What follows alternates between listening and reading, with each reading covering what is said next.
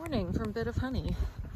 Raven and I are out for a walk. We went the length of the driveway. Now we're walking back towards the barn. Thought I would give you guys a little tour.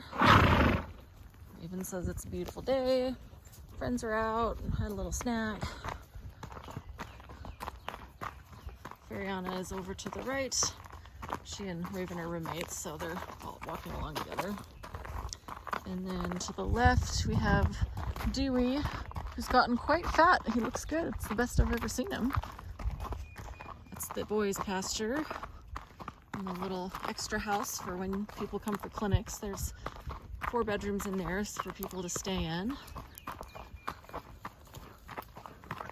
And then this is the mare's pasture. The arena is over there. Brianna's walking with us.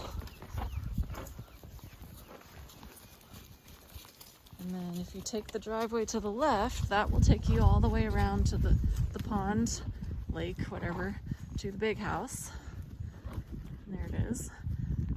Or if you turn right like we did, you end up walking in towards my red barn.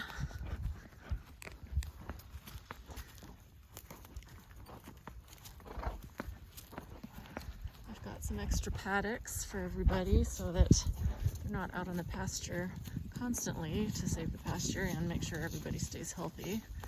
This is Daisy wearing her fly gear because she's allergic to either fly bites or mosquitoes. I'm not sure which. She ends up covered in hives, so she wears some pajamas when she's turned out.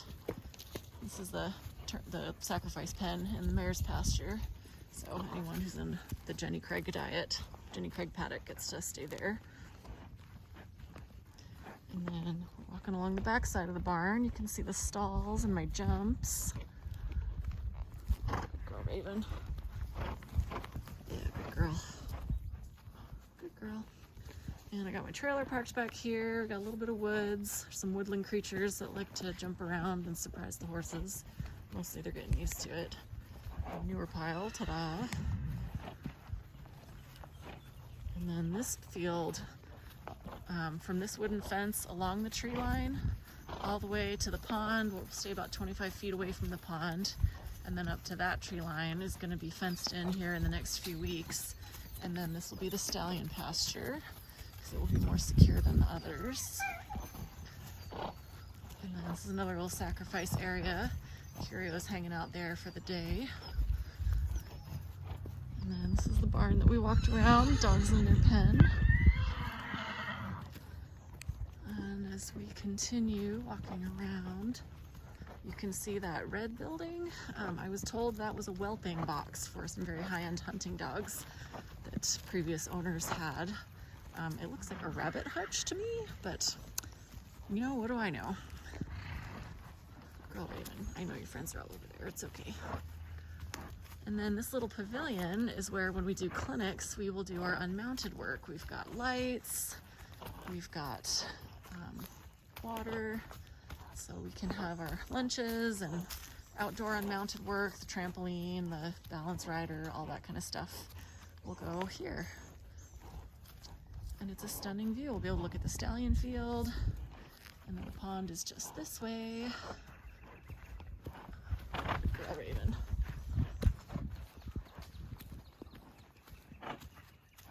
Good girl.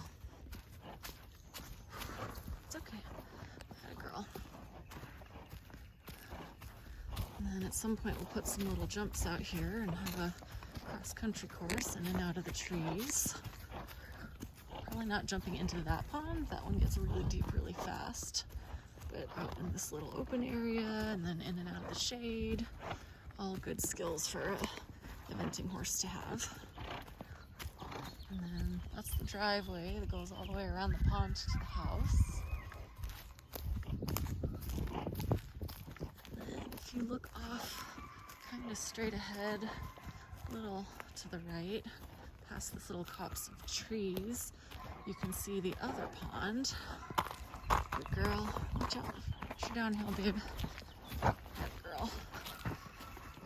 And this is where we're going to put the water complex. I've already found a gentleman who does excavating. Come on, good girl. Gotta take take care of business, Gibas. Anyway, I've already found a gentleman to do some excavating, and it doesn't take much to get down to water over here. So we will dig down, 9 to 12 inches ideally, 14 max per USDA standards. And yeah, so that's the pond. And then this gets really squishy real quick. Good girl. And so this is where we'll dig down just a little ways to make our water complex. And we'll have some banks going in and out and some logs and all that kind of stuff. And then off to the right is the house and the driveway. Good girl. Let's see if it gets a little squishy. Good girl. Yeah. So this is the kind of water we're going to tap into just by digging down a little bit. There's probably like a spring right here is what I was told. And then I'll be cutting some trails into the woods here. Good girl. I don't have them yet, so Raven and I are not going to tour you through the trees just yet. Good girl, just walk. Good girl. So, coming up on the back side of the blue house, which is where people can stay from out of town. Got stalls for horses and then stalls for people. Well, rooms, I suppose. This little brown house was probably the original house on the property hundreds of years ago. Like, I've heard, 90-year-old men 30 years ago were like, oh yeah, my grandpa lived there.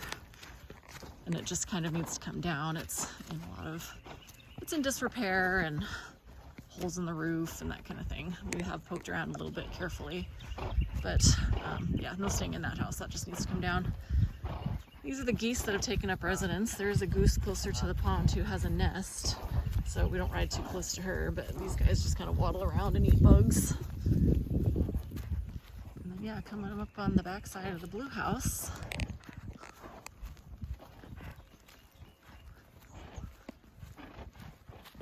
And then up to the gelding pasture that we walked along at the beginning. Note is having a snack on the other side. I have not made that hot wire hot. I haven't made that hot wire hot yet, so Note still is snacking on both sides. But anyway, this is a little cabin, the blue house with multiple bedrooms for folks to stay in when we have clinics. This is a fun property. We are loving it already. And then back to the barn. I know, you're ready to snack. We're almost done. Good girl. Yeah, back to the barn and the mare's pasture. In case people are wondering, this is how I cross-tie train. I've got a wooden beam, I hang a mash bucket, and the horses eat their mash standing in the cross ties. So everybody knows that'd be tied like regular at a hitch rail, but on the East Coast, cross ties are much more common, and so I decided to teach them all how to do that. Plus I've got this nice tacking area with shelves and all that kind of thing, and light. All the stuff yet to be unpacked. And then my stalls with their trunks in front of them. And then my tack room is here. Slowly getting it set up. Hey, Sabbath. We've got, this morning I did some arranging. I made a little carpet ladder, and that's the hidey hole the cats like to use. So Orzo can get up in there when she's wanting to go hide. They like that basket too. But Old Man Sabbath, 16 this year. Looking good, my friend. And then I've got some stuff hanging. I have not organized this yet. So many things to hang. These are beautiful walls. They're tongue and groove, and so I'm hesitant to just randomly drill holes, because the way I organize is set things up and then decide if that works or not, and then take it down and set it up differently. Anyway, that's the tack room. Good girl, Raven. Good girl. And then side, and this first door is my office. Not unpacked yet. I've got a computer set up though, and the chair. And then around the corner here is the restroom. I have curtains because it gets pretty hot in here in the afternoons. And that's the barn. Yeah, good girl.